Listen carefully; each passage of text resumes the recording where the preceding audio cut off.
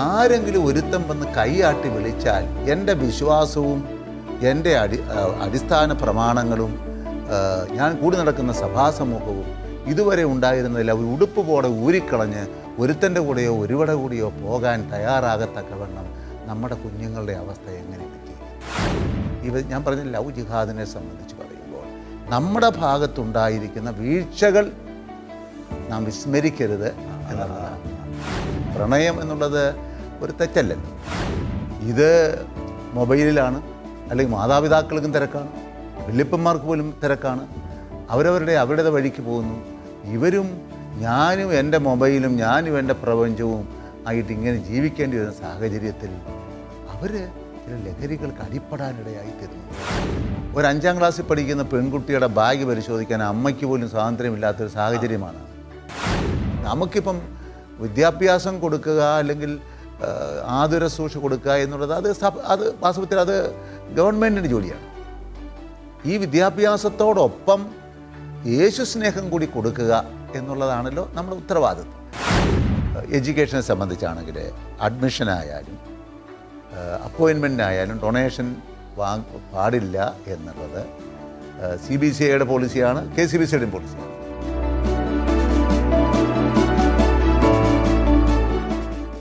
Voice of the ചർച്ചിലേക്ക് സ്വാഗതം. പിതാവേ സ്വാഗതം. വിവാഹത്തെക്കുറിച്ച് തന്നെ പിതാവേ, നമ്മുടെ കമ്മ്യൂണിറ്റിയിൽ നമ്മൾ ക്രൈസ്തവരുടെ ഇടയിൽ പലതരത്തിലുള്ള ഉപാധികളുണ്ട്. അത്ര സ്വത്ത് വേണം, ഇത് വേണം, ജോലി വേണം, സൗന്ദര്യം വേണം, ഇതൊക്കെ. ഇതിനിടയിലാണ് ഈ ചില ആൾക്കാർ വന്നിട്ട് നമ്മുടെ പെൺകുട്ടികളെ ഒന്നുമില്ലാതെ തട്ടിക്കൊണ്ട് പോകുന്നത്. ഇങ്ങനെ തട്ടിക്കൊണ്ട് പോകുന്ന കെണികളിൽ ഇപ്പോൾ പിതാവ് മുമ്പ് പറഞ്ഞ പോലെ ജീസസ് യൂത്തിൽപ്പെട്ട കുട്ടികളൊക്കെ അല്ലെങ്കിൽ അങ്ങനത്തെ പരിശീലനം കിട്ടിയ കുട്ടികളൊക്കെ കൂടുതൽ മക്കളെ സ്വീകരിക്കാനൊക്കെ തയ്യാറായിട്ടുള്ള മക്കൾ ധാരാളമുണ്ട്. പക്ഷെ ഇങ്ങനെപ്പെട്ട കെണികളിൽ പെട്ടുപോയവരിൽ നമ്മുടെ ജീസസിലൊക്കെ പെട്ട കുട്ടികളുണ്ട്. എന്തുകൊണ്ടാണ് ഇങ്ങനെയൊക്കെ സംഭവിക്കുന്നത്? നമുക്ക് വിശ്വാസം വിലപ്പെട്ടതാണ് എന്ന് അവർക്ക് ബോധ്യപ്പെടുത്താൻ നമുക്ക് സാധിച്ചിട്ടില്ല. ഞാൻ പറഞ്ഞത് തട്ടിക്കൊണ്ട് പോകുമെന്ന് പറയുന്നു. തീർച്ചയായും ആസൂത്രിതമായിട്ടുണ്ട്. അത് ശരിയാണെന്നല്ല ഞാൻ പറയുന്നില്ല. അത് ശരിയാണെന്നുള്ള അർത്ഥത്തിലല്ല ഞാൻ പറയുന്നത്. അതവിടെ പിതാവിന് സംശയമുണ്ടോ ഇങ്ങനെ ആസൂത്രിതമായി തട്ടിക്കൊണ്ട് പോകുന്നില്ലെന്ന്? പോകുന്നുണ്ട്. അത് ഞാൻ പറഞ്ഞത്. അത് ശരിയാണെന്ന് പറയുന്നില്ല. പക്ഷെ നമ്മുടെ ഭാഗമായി ഞാൻ പറയുന്നത് അവരിൽ മാറ്റം വരുത്താൻ എനിക്ക് സാധിക്കില്ലല്ലോ. അതുകൊണ്ട് ഞാൻ പറയുന്നത്, പക്ഷെ നമ്മുടെ സമീപനങ്ങളുണ്ടാകേണ്ട മാറ്റം എന്ന് പറയുന്നത് ആരെങ്കിലും ഒരുത്തം വന്ന് കൈയാട്ടി വിളിച്ചാൽ എൻ്റെ വിശ്വാസവും എൻ്റെ അടിസ്ഥാന പ്രമാണങ്ങളും ഞാൻ കൂടി നടക്കുന്ന സഭാസമൂഹവും ഇതുവരെ ഉണ്ടായിരുന്നതിൽ അവർ ഉടുപ്പ് പോലെ ഊരിക്കളഞ്ഞ് ഒരുത്തൻ്റെ കൂടെയോ ഒരുവടെ കൂടിയോ പോകാൻ തയ്യാറാകത്തക്കവണ്ണം നമ്മുടെ കുഞ്ഞുങ്ങളുടെ അവസ്ഥ എങ്ങനെ പറ്റി? അത് നമ്മൾ നേരിടുന്ന ഒരു യാഥാർത്ഥ്യമാണ്. നമുക്ക് എന്ത് ചെയ്യാൻ പറ്റും? അതുകൊണ്ടാണ് ഒരു യേശു അനുഭവത്തിൽ അവരെ വളർത്താനും എൻ്റെ ദൈവം ഒരു ദൈവാനുഭവത്തിലേക്ക് വളർത്താൻ ഈ വിശ്വാസ പരിശീലനം കൊണ്ട് കുടുംബം മുതൽ നമ്മുടെ കൈ കിട്ടിയ കുഞ്ഞുങ്ങളല്ലേ ഇത്. അവരെ രൂപപ്പെടുത്തേണ്ട സമയമല്ലേ. ഈ 15ഉം 16ഉം 17ഉം വയസ്സ് വരെ നമ്മുടെ വീടുകളിലല്ലേ കുഞ്ഞുങ്ങൾ, നമ്മുടെ പള്ളികളുമായി ബന്ധപ്പെട്ടല്ലേ. ഇവരെ എന്തുകൊണ്ട് നമുക്ക് ഈ ഒരു അനുഭവത്തിലേക്ക് നയിക്കാൻ സാധിക്കുന്നില്ല? അവിടെയാണ് നമുക്ക് ഏറ്റവും വലിയ പാളിച്ച സംഭവിച്ചിരിക്കുന്നത്. ഞാൻ പറഞ്ഞ ലവ് ജിഹാദിനെ സംബന്ധിച്ച് പറയുമ്പോൾ നമ്മുടെ ഭാഗത്തുണ്ടായിരിക്കുന്ന വീഴ്ചകൾ നാം വിസ്മരിക്കരുത് എന്നുള്ളതാണ്. അതിനെക്കുറിച്ച് ചിന്തിക്കാനാണ് പിതാവിനോട് ചോദ്യം ചോദിച്ചത്. കാരണം നമ്മളിപ്പം സംഭവം തെറ്റ് തന്നെ. പക്ഷെ നമ്മുടെ ഭാഗത്തു നിന്ന് എന്തുകൊണ്ട് ഇങ്ങനെ നമ്മുടെ കുഞ്ഞുങ്ങൾ പോകുന്നു എന്നുള്ളതാണ് നമ്മളെ ആകുലപ്പെടുത്തേണ്ടത്. അവരുടെ പ്രായമനുസരിച്ചും അവരുടെ ഇന്നത്തെ ജീവിതശൈലി അനുസരിച്ചും ഇന്നവർ ഉപയോഗിക്കുന്ന മാർഗങ്ങളിലൂടെയും അവരെ വിശ്വാസത്തിൽ ആഴപ്പെടുത്താനും ഒരു കൂട്ടായ്മയായി ബന്ധിപ്പിച്ച് നിർത്താനും നമ്മൾ പരാജയപ്പെടും. ഞാനൊന്നുകൂടെ ചോദിച്ചോട്ടെ, ഈ പ്രണയത്തെക്കുറിച്ചൊക്കെ നമ്മൾ പഠിപ്പിക്കുന്ന പ്രബോധനങ്ങൾ ഒരുപക്ഷെ നമ്മുടെ പിള്ളേർക്ക് ഒത്തിരി തെറ്റിദ്ധാരണ ഉണ്ടാക്കുന്നുണ്ടെന്ന് തോന്നുന്നു. തീർച്ചയായും അതിനുള്ള സാധ്യത. പ്രണയം എന്നുള്ളത് ഒരു തെറ്റല്ലല്ലോ. അത് നമ്മൾ പഠിപ്പിക്കുന്ന അല്ലെങ്കിൽ ഞങ്ങളുടെ ചെറുപ്പത്തിൽ പിതാവിനും അത് തന്നെ ആയിരിക്കുമല്ലോ. ചെറുപ്പകാലത്തൊക്കെ പ്രണയം എന്നൊക്കെ പറഞ്ഞാൽ അയ്യോ മഹാഭാവം ചെയ്യുന്നുള്ളൊരു ഒരു ധാരണയാണ്. ഏതായാലും ഇപ്പോഴും അതാണ് മനസ്സിലുള്ള ഒരു കൺസെപ്റ്റ്. അതങ്ങനെ ഒരു ധാരണ നേരത്തെ നിലനിന്നിരുന്നു. പക്ഷേ ഇപ്പം നമ്മൾ പറയുന്നത് എന്താണ്, ഈ പ്രായമായി 30ഉം 35ഉം പ്രായമായ പെൺകുട്ടികളോട് പറഞ്ഞ് നീ ആരെയും ഒന്ന് കണ്ടുപിടിക്കുന്നവർ ആരെങ്കിലും ഒന്ന് കണ്ടുപിടിക്കുന്നതാണ് പറയുന്നത്. അതുകൊണ്ട് അങ്ങനെയല്ലേ പറയുന്നത്. അതുകൊണ്ട് അതിലൊക്കെ ചില അപക്വമായ അത് സഭയുടെ ഔദ്യോഗികമായ നിലപാടല്ലല്ലോ.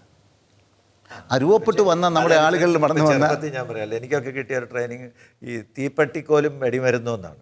അത് രണ്ടും കൂടെ അടുത്തിരുന്ന കത്തുമെന്നാണ് എന്നോടൊക്കെ എൻ്റെ അമ്മ പറഞ്ഞു തന്നിരിക്കുന്നത്. അപ്പോൾ അതുകൊണ്ട് നമ്മൾ ഈ തീപ്പെട്ടിക്കോല് ആണ് വെടിമരുന്ന് ചകന്നിരിക്കാൻ ശ്രദ്ധിച്ചിട്ട് അങ്ങനെ അല്ല, അതൊരു അന്നത്തെ ഒരു പ്രബോധന രീതിയാണ്. പക്ഷേ അതല്ല ഇന്നിപ്പം ഒരു ഒരു ഒരു ഒരു പിന്നെ ഒരു ദുരന്തത്തിലേക്ക് നയിക്കുന്നത് പോലെ തോന്നുന്നു. അന്നത്തെ ഡിബേറ്റിൻ്റെ വിഷയമൊക്കെ ആയിരുന്നു. ഇപ്പം അങ്ങനെ പിള്ളേരോട് പറഞ്ഞാൽ സമ്മതിക്കുമല്ലോ. ഞങ്ങൾ ക്ലാസ്സിലൊക്കെ ഉള്ളപ്പോൾ ഡിബേറ്റിൻ്റെ പ്രേമവിഭാഗം ശരിയാണോ, അതെ അതെ അന്നത്തെ ഒരു അയ്യോ ശരിയാന്നെങ്ങാനും പറഞ്ഞാൽ കന്യാസ്ത്രീകൾ നമ്മളെ ശരിയാക്കുമല്ലോ.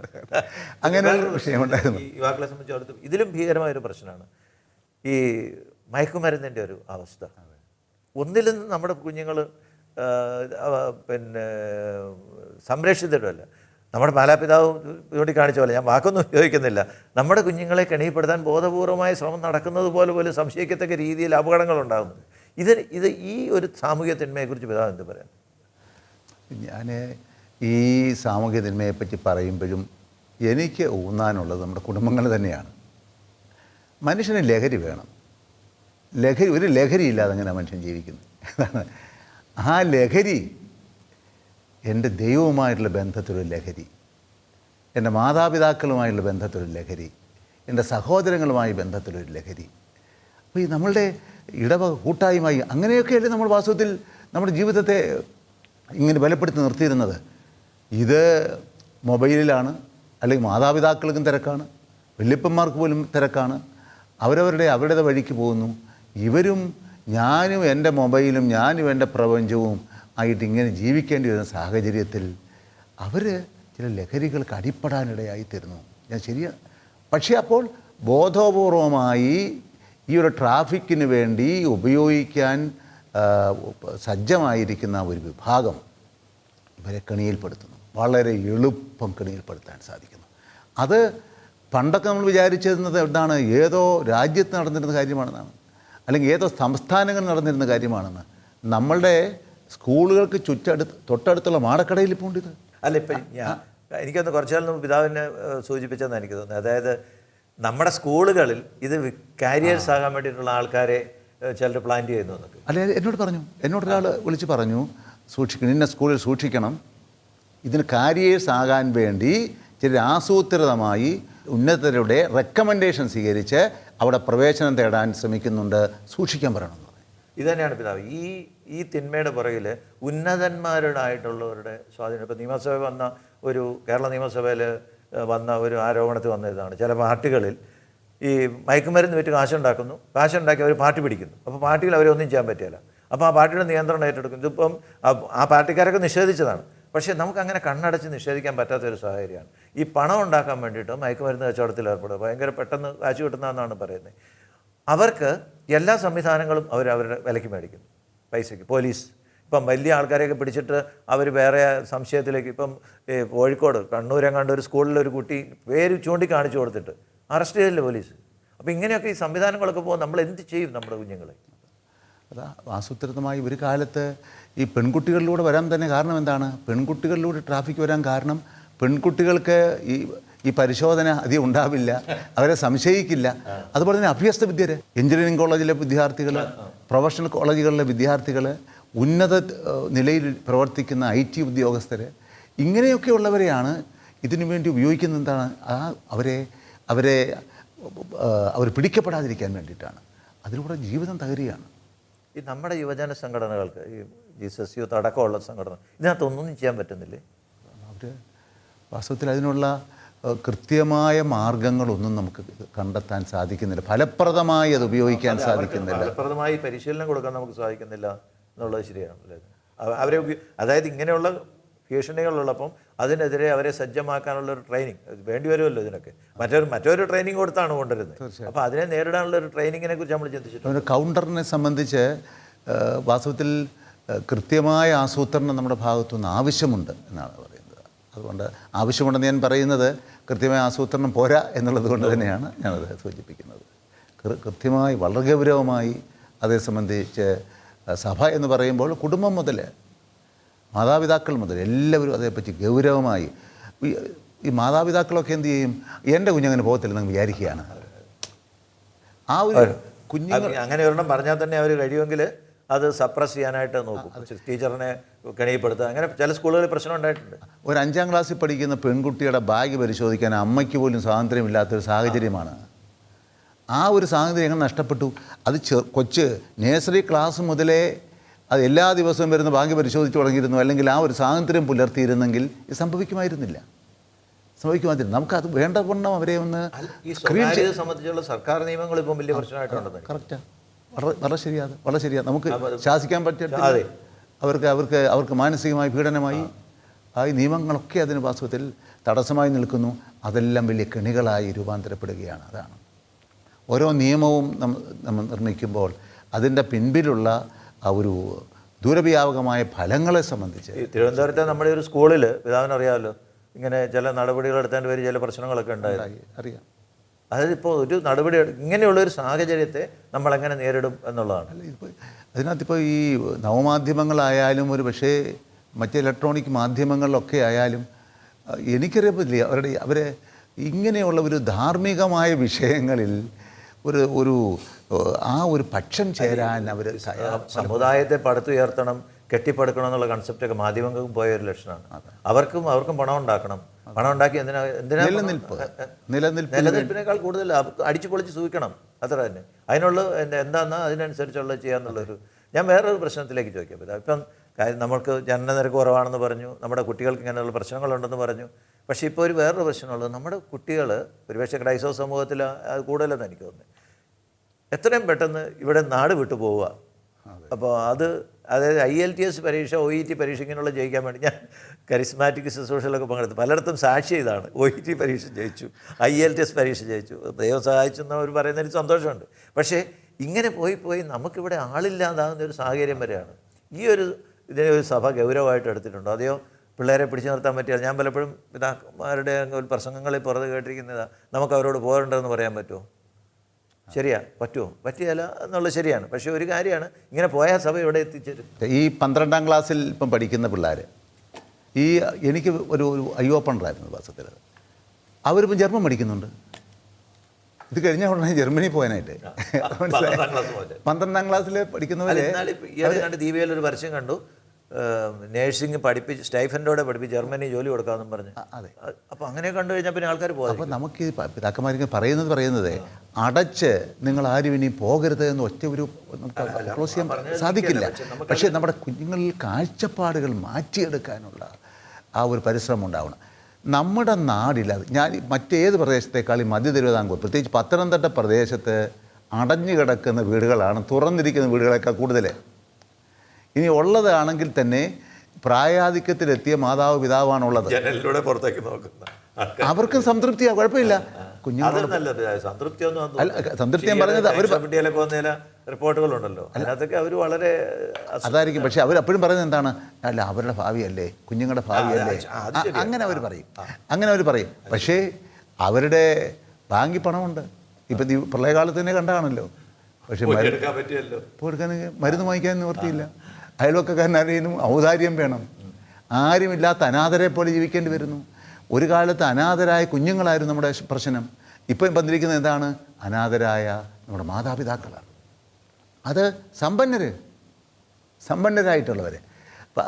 അത് അവർക്ക് വേണ്ടി തന്നെ ഒരു ശുശ്രൂഷ തുടങ്ങേണ്ട ഒരു സ്ഥിതിയില്ല. കാരണം ഇവരെ എല്ലാവരും ഈ എല്ലാ വീട്ടിലും കടന്ന് മരിക്കുന്നതിലും ഭേദം അവരെ എവിടെയെങ്കിലും അവർക്ക് ഇപ്പം അതാണ് വിദേശത്തുള്ള മക്കൾക്ക് ഒരു സമാധാനമാവും. കാരണം ഓരോ രൂപതയുടെ കീഴിൽ ഒരു സ്ഥലത്ത് എവിടെയെങ്കിലും അവർക്ക് അത്യാവശ്യം ജീവിക്കാമെന്നല്ല ഒക്കെ ഉള്ളൊരു സൗകര്യമൊക്കെ ഉണ്ടാക്കി. ഇപ്പോൾ ഏറ്റവും അനിവാര്യമായ മാത്രമല്ല പിതാവ് ചിന്തിക്കുന്നുണ്ടോ? ഗൗരവമായിട്ട് ചിന്തിക്കുന്നുണ്ട്. അപ്പം അതിനകത്ത് പറയുന്നത് ഈ പ്രായാധിക്യം 70-80 വയസ്സൊക്കെ ആകുമ്പോഴത്തേക്ക് അവർ ഈ ലോകം മാത്രം പോരാല്ലോ, പരലോകത്തെപ്പറ്റി ഒരു ചിന്ത അവർ കൊടുക്കണ്ടേ? മീനിങ് ഫുള്ളായിട്ടുള്ള ഇവരുടെ ഈ പ്രായാധിക്യത്തിലെത്തിയ ഇതുവരെയുള്ള അനുഭവ സമ്പത്തില്ലേ അവർക്ക്, അവരുടെ ഒരു ആത്മീയ സമ്പത്തില്ലേ, അതെല്ലാം ഉപയോഗിക്കാനും അവസാന ഈ ലാപ്പിൽ അവസാന ഒരു കാലഘട്ടത്തിൽ ദൈവത്തെ മുൻനിർത്തി നിത്യതയെ മുൻനിർത്തി അവരെ ഒരുക്കിയെടുക്കാനുമുള്ള ഒരു ബാധ്യത നമുക്കുണ്ട്. അപ്പോൾ ആത്മരക്ഷയ്ക്ക് വേണ്ടിയുള്ള പ്രവർത്തനത്തിൽ ദൈവരാജ്യ സൂക്ഷയിൽ തന്നെ ഒരു സാമൂഹ്യ വിഷയം എന്നതിലുപരി ആത്മാക്കളെ നേടാനുള്ള ഏറ്റവും ഫലപ്രദമായൊരു മാർഗമാണിത്. അതാണ് നമ്മൾ പ്രത്യേകം പരിഗണിക്കേണ്ട. കാരണം ഈ സമൂഹത്തിന് അത്രമാത്രം കടപ്പാടുണ്ട് ഈ സീനിയർ സിറ്റിസൻസിനോട്. അതാണ് പിതാവ് തുടക്കത്തിൽ പറഞ്ഞ വേറൊരു ഒരു ഒരു പ്രധാന പിതാക്കന്മാർ തമ്മിൽ വൈദികർ തമ്മിൽ പറഞ്ഞു. വൈദികരെക്കുറിച്ച് ഇപ്പം വൈദിക സഭയ്ക്ക് അല്ലെങ്കിൽ സമൂഹത്തിന് ചെയ്തുകൊണ്ടിരിക്കുന്ന സേവനങ്ങൾ നിസ്തുലങ്ങളാണ്, അതിന് ആർക്കും തർക്കമൊന്നുമില്ല. പക്ഷേ ഇപ്പോൾ ഈ ഞാൻ അടുത്ത കാലത്ത് വായിച്ചൊരു ഒരു ഒരു ഫിലിപ്പൈൻസിലെ ഒരു ലിൻഗാൻ ദ്വാപ്പൻ, അതൊരു archbishop Socrates V Villegas, അദ്ദേഹം പൗരോഹിത്യത്തെക്കുറിച്ച് പറഞ്ഞ ഒരു പ്രസംഗം എനിക്ക് വളരെ ടച്ച് ചെയ്തുകൊണ്ട് ഞാൻ പറഞ്ഞു. അദ്ദേഹം ചോദിക്കുന്നതാണ്, നമ്മുടെ ഈ ആദ്യത്തെ സ്നേഹം എവിടെ പോയി? അതായത് അദ്ദേഹം പറഞ്ഞു വരുന്നത് സെമിനാരി മുതലാണ്. സെമിനാരിയിൽ നമ്മൾ ആദ്യം ചൊല്ലുമ്പം വീട്ടിലെ ഒരു അന്തരീക്ഷത്തിൽ നിന്നൊക്കെ മാറി നമുക്ക് ഇഷ്ടം പോലെ കിടന്നുറങ്ങായിരുന്നു. വീട്ടിൽ ഒരു 5 മണിക്ക് മണി അടിക്കുമ്പോൾ കേൾക്കണം. എന്തൊരു സന്തോഷമാണ് നമ്മളായിട്ട്. എനിക്ക് അച്ഛനാകാൻ വേണ്ടിയിട്ടാണ്. ഞാൻ ചോദിച്ചു, ശരി, ഈ അനുഭവങ്ങളിലൂടെ കടന്നു പോയിട്ടുള്ളതുകൊണ്ട് എനിക്കത് മനസ്സിലായി, ശരിയാണല്ലോ, ഒത്തിരി പ്രധാനപ്പെട്ട ഒരു കാര്യമാണ്. പക്ഷേ അത് കഴിഞ്ഞ് അതൊരു ചടങ്ങായിട്ട് മാറുന്നു. പിന്നീട് അദ്ദേഹം പറഞ്ഞതാണ്, ആദ്യമായിട്ട് ഈ വൈദിക വസ്ത്രം കിട്ടിയപ്പോൾ കണ്ണാടിയുടെ മുമ്പിൽ നിന്ന് എത്ര ഭംഗിയാണ്. പക്ഷേ പിന്നീട് അതൊരു ഭാരമായി മാറുന്നു. ആദ്യമായി വിസ്തുർബാന എന്നുള്ള ചോദിച്ചപ്പോൾ എൻ്റെ കൈ വിറച്ചു, എനിക്കിതിന് യോഗ്യതയുണ്ടോ? പക്ഷേ പിന്നീട് ഇതിൻ്റെ ഒരു പണിയായി മാറി. ഇങ്ങനെ ഒരു ഫെമിലിയാരിറ്റി ബ്രീഡ്സ് കണ്ടംപ്റ്റ് എന്ന് ഞാൻ പറയുന്നില്ല, നമ്മുടെ പൗരോഹിത്യത്തെ ഒരു തരം ഒരു മടുപ്പിക്കുന്ന ഒരവസ്ഥ വന്നിട്ടുണ്ടോ? അതായത് ഈ ആദ്യ സ്നേഹം നഷ്ടപ്പെട്ട, അതായത് ഈ ആദ്യമായിട്ട് പള്ളി അദ്ദേഹം പറഞ്ഞതാണ്, ആദ്യമായിട്ട് പള്ളി പ്രസംഗിക്കപ്പം പുള്ളി പറഞ്ഞ ആദ്യം സ്റ്റൈഫൻ്റ് കിട്ടും, ഇത്രയും കാശും എനിക്ക് ഒരു ഖുർആൻ ചൊല്ലാൻ, ഇങ്ങനെയൊക്കെ പോയിട്ട് ഇത് കിട്ടിയാൽ എന്നെ കാണിക്കാൻ എന്നുള്ളൊരു ചിന്ത, ഇങ്ങനെ ഒരു അപചയം വൈദികരുടെ ഇടയ്ക്ക് വരുന്നുണ്ട്. ഒരു ആർച്ച് ബിഷപ്പ് പറഞ്ഞ തന്നെ ഞാൻ ഉത്തരിക്കുന്നത്, കാരണം അതെ, ഒരു യാന്ത്രികത എല്ലാ മേഖലകളിലും കടന്നു വന്നിട്ടുണ്ട്. അതിൽ ഈ തീ നഷ്ടപ്പെട്ടു. അതാണ് ഉള്ളിലുള്ള ഒരു അഗ്നി. ആ അഗ്നി പിന്നെ സാവകാശം നഷ്ടപ്പെട്ടു. പണ്ടൊക്കെ സെമിനാരിയിൽ നിന്ന് പറഞ്ഞു വിടുമോ എന്നുള്ളൊരു ഭയമായിരുന്നു, മനസ്സിലായോ? ഇതിപ്പോൾ അങ്ങനെ ഞാനിപ്പോൾ ഒരുപാട് ഇടപെടുന്ന എന്താണ്, പോയപ്പോട്ടെന്നുള്ള ഒരു മട്ടിലാണുള്ള രീതിയിൽ. പിന്നെ വിശ്വാസത്തെ സംബന്ധിച്ചാണെങ്കിൽ തന്നെ എന്താണ്, വിശ്വാസം ഇല്ലെന്ന് ഞാൻ പറയുന്നില്ല, പക്ഷേ ആവശ്യമുള്ള, എന്നെ തന്നെ ജ്വലിപ്പിച്ച് നിർത്തുന്ന, എന്നെ തന്നെ പൂർണ്ണമായും ദൈവജനത്തിന് വേണ്ടി സമർപ്പിക്കത്തക്കവണ്ണമുള്ള ആ ഒരു ജ്വലനം പിന്നെ ഒത്തിരി ചോർന്നു പോയിട്ടുണ്ട്. അതാണ് പൂർണ്ണമായും നഷ്ടപ്പെട്ടു എന്നുള്ളതല്ല, അത് ആത്മാക്കൾക്ക് വേണ്ടിയുള്ള ദാഹം. അതുകൊണ്ടാണ് ഈ സെമിനാരി പരിശീലനത്തിൽ തന്നെ മാറ്റമുണ്ട് എന്ന് പിതാക്കന്മാർ നമ്മൾ ചിന്തിക്കുന്നുണ്ട്. നമ്മളെല്ലാം തിരിച്ചറിയുന്നൊരു കാര്യമാണ്. അത് എവിടെ തുടങ്ങണം, എങ്ങനെയാണ് മാറേണ്ടത് എന്നതിനെ സംബന്ധിച്ച് അത് നമുക്ക് പറയാം. കുടുംബം മുതൽ തുടങ്ങുന്ന ആ ഒരു വ്യത്യാസമാണിത്. ഇപ്പോൾ കുടുംബങ്ങളിൽ നിന്നും ദൈവവിളിക്ക് സ്വീകരിച്ചു വരുന്ന ആ വിദ്യാർത്ഥിയിൽ മുതൽ ആരംഭിക്കുന്ന ഒന്നാണ്. എന്നാൽ അപൂർവമായ ചില വിദ്യാർത്ഥികളുണ്ട് ഇപ്പോഴും ആ ഒരു തീക്ഷ്ണത പുലർത്തുന്നത്. പക്ഷേ ഇവരെ എന്നാൽ അതേസമയം എൻ്റെ അനുഭവത്തിൽ റീജൻസിക്ക് അല്ലെങ്കിൽ ഏതൊരു കാര്യത്തിൽ ഏതെങ്കിലും ഒരു ഘട്ടത്തിൽ ഇവരെ മിഷൻ രംഗങ്ങളിൽ വിടുന്നു. 6 മാസം അല്ലെങ്കിൽ 1 വർഷം. അതിനൊരു ദാഹം ഇല്ലാത്തൊരു മിഷനിൽ പോയാലും വലിയ പ്രയോജനമുണ്ടോ? പക്ഷേ അവിടെ ചെല്ലുമ്പോഴാണ് എൻ്റെ പൗരോഹിത്യത്തിൻ്റെ ഒരു വില മനസ്സിലാകുന്നത്. നമ്മളെക്കൊണ്ട് ഇത് ആവശ്യമുണ്ടെന്ന് തോന്നുന്നത്. ഞങ്ങളെക്കൊണ്ട് ഇതിനെപ്പറ്റി ആവശ്യമുണ്ട്, ഒരുപാട് കാര്യങ്ങൾ ചെയ്യാനുണ്ട്. മിഷൻ പ്രവർത്തനത്തിൽ പോലും നമ്മൾ ഈ മിഷൻ പ്രവർത്തനം എന്ന് പറഞ്ഞു പോയിട്ട് മിക്കവാറും ഈ സ്ഥാപനങ്ങൾ, സ്കൂളുകൾ, കോളേജുകൾ, അല്ലാതെ ഈശോയെക്കുറിച്ച് പറയുന്നതൊക്കെ കുറവാണെന്നൊക്കെ ഒരാശയം വരുന്നുണ്ട്. എനിക്കിപ്പോൾ അത്ര ഞാൻ കുറച്ചു കാലം പോയയിടത്തൊക്കെ സ്കൂളും ഒക്കെ ആയിരുന്നു ഞാനുണ്ടായിരുന്നത്. പക്ഷേ അങ്ങനെ ഒരു അവസ്ഥ ഇന്ന് നമ്മുടെ മിഷണറി പ്രവർത്തനത്തെയും അപജയിക്കുന്നു എന്നുള്ളൊരു സന്ദേഹം. അതിനകത്ത് 2 വശമുണ്ട്. എല്ലാം നമുക്ക് അതേസമയത്ത് അസാധാരണമായ രീതിയിൽ മിഷൻ പ്രവർത്തനം നടത്തുന്നവരുണ്ട്. പിന്നെ സ്കൂളും അതുപോലെയുള്ള ആശുപത്രികളും ചില പ്രദേശങ്ങളിൽ അടിസ്ഥാന ആവശ്യമാണ്, മനസ്സിലായി, അടിസ്ഥാന ആവശ്യമായിട്ട് വരുന്നുണ്ട്. പക്ഷേ അതിന് വിരുദ്ധമായി വരുന്നത് കൊണ്ട് ചെന്നാൽ ഉടനെ ഒരു സ്കൂൾ ആരംഭിച്ചിട്ട് പ്രവർത്തനം ആരംഭിക്കാം എന്നുള്ളതല്ല. നമ്മളൊന്ന് ഉറപ്പിച്ചിട്ട് ഈ ആളുകൾക്ക് നമ്മൾ സുവിശേഷം കൊടുത്ത്, യേശുവിനെ കൊടുത്ത്, നമുക്കിപ്പം വിദ്യാഭ്യാസം കൊടുക്കുക അല്ലെങ്കിൽ ആതുര ശുശ്രൂഷ കൊടുക്കുക എന്നുള്ളത് അത് വാസ്തവത്തിൽ അത് ഗവൺമെൻറ്റിൻ്റെ ജോലിയാണ്. ഈ വിദ്യാഭ്യാസത്തോടൊപ്പം യേശു സ്നേഹം കൂടി കൊടുക്കുക എന്നുള്ളതാണല്ലോ നമ്മുടെ ഉത്തരവാദിത്വം. നമ്മുടെ ഇവിടുത്തെ കേരള സഭയിലെ സോഷ്യൽ വർക്കിൻ്റെ ഇപ്പം പ്രത്യേകിച്ച് മലബാറിലൊക്കെ നമ്മളിപ്പം ഈ മധ്യാഹംകുറിലും അത്രയൊന്നുമില്ല. അച്ഛൻ്റെ പേര് ഞാൻ മറന്നുപോയി. അച്ഛനൊക്കെ പോകുമ്പോൾ ഈശോയെ കൊടുക്കാൻ പോകുമ്പോൾ പനിയുള്ളവർക്ക് ഈ മലേറിയയുടെ മരുന്നോടെ കൊടുത്തു. പക്ഷേ അച്ഛനെ സംബന്ധിച്ച് അച്ഛൻ പോയത് ഈ കുർബാന ചെല്ലാനും അവർക്ക് സുവിശേഷം പറയാനാണ്. അതിൻ്റെ കൂടെ അച്ഛൻ ഈ മലേറിയയ്ക്കുള്ള മരുന്നും കൂടെ കൊണ്ടുപോകുമായിരുന്നു. അത് ഗുളിക കൊടുക്കും, അച്ഛൻ വരുമ്പോൾ അതും മേടിച്ച് കഴിക്കും, ഇത് വരും. പക്ഷേ അത് കഴിഞ്ഞ് നമുക്ക് ആശുപത്രികളായപ്പോഴേക്കും നമ്മൾ ആദ്യത്തെ പാട്ട് ഈശോയെ കൊടുക്കുന്ന അങ്ങ് മറന്നു. പലപ്പോഴും നമ്മൾ ആശുപത്രികൾ നടത്തണം, അതിലേക്ക് ഞാൻ സ്ഥാപനവൽക്കരണത്തിലേക്ക് പിന്നീട് വരുന്നുണ്ട്. പക്ഷേ നമുക്ക് ഈശോയെ കൊടുക്കണം, അല്ലെങ്കിൽ സുവിശേഷത്തിൻ്റെ ഭാഗമായിട്ടുള്ള ശുശ്രൂഷകളാണിതെന്നെല്ലാം എന്നുള്ളതിൻ്റെ ഒരു കാഴ്ചപ്പാട് ഇന്ന് മറന്നിട്ടില്ലേ നമ്മുടെ സ്ഥാപനങ്ങളിലൂടെ വാസ്തവത്തിൽ നമ്മൾ ലക്ഷ്യം വയ്ക്കുന്ന അതാണ്. അതില്ലാതെ ഉള്ള സ്ഥാപനങ്ങളെല്ലാം സഭയ്ക്ക് ബാധ്യതയാണ്. അത് വെറുതെ യാതൊരു പ്രയോജനമില്ല. അങ്ങനെയുള്ള പ്രവർത്തനങ്ങളിൽ സ്വാഭാവികം നിലനിൽപ്പിന് വേണ്ടിയും മത്സരത്തിന് വേണ്ടിയും ഒക്കെ നടത്തുന്ന പണം മുടക്കിയാൽ പണം കണ്ടെത്തണമല്ലോ. അതാണ് അതിൻ്റെ മാർഗം. അപ്പോൾ പിന്നെ നിലനിൽപ്പിൻ്റെ പ്രശ്നം വരുന്നു. അതിനുവേണ്ടി ഒരു പക്ഷേ സഭയ്ക്ക് നമ്മൾ എടുത്തിട്ടുള്ള പോളിസികൾക്ക് വിരുദ്ധമായ ചില സമീപനങ്ങൾ, ഡൊണേഷൻ വാങ്ങിക്കുക, അല്ലെങ്കിൽ കൂടുതൽ ഫീസ് ചാർജ് ചെയ്യുക, അങ്ങനെയുള്ള ഒരു കാര്യങ്ങളിലേക്കൊക്കെ പോകേണ്ടി വരുന്നത് അവിടെ ഉണ്ടാകുന്ന ഒരു പക്ഷേ നല്ല ഇൻറ്റൻഷനോടെ ആരംഭിച്ചതാവാം. അത് എവിടെ നിർത്തണം? ഒരു കമ്മ്യൂണിറ്റി ഹോസ്പിറ്റൽ അല്ലെങ്കിൽ മറ്റുള്ളവർക്ക് അത്യാവശ്യമായ ഒരു മെഡിസിൻ കൊടുത്ത് നിർത്തേണ്ടിടത്ത് അതൊരു വലിയ സ്ഥാപനമായി, സങ്കീർണമായ ഒരു സ്ഥാപനമാക്കി വളർത്തിക്കൊണ്ട് വരുമ്പോൾ നിലനിൽപ്പിന് വേണ്ടി പണം കണ്ടെത്തേണ്ടി വരുന്നു. അതൊരു പക്ഷേ മിഷൻ പ്രവർത്തനത്തിന് വേണ്ടി, ആത്മാക്കളുടെ രക്ഷയ്ക്ക് വേണ്ടി ഉപയോഗിക്കേണ്ട പണം ഇങ്ങനെ ഒരു പക്ഷേ ഡൈവേർട്ട് ചെയ്യാൻ ഇടയായിത്തീരുന്നുള്ളതാണ്. ഇങ്ങനെയുള്ള സ്ഥാപനങ്ങൾ കേരള സമൂഹത്തിലുണ്ടെന്നുള്ളത് ഞാൻ അറിയാമെന്ന് ഞാൻ കരുതുന്നു.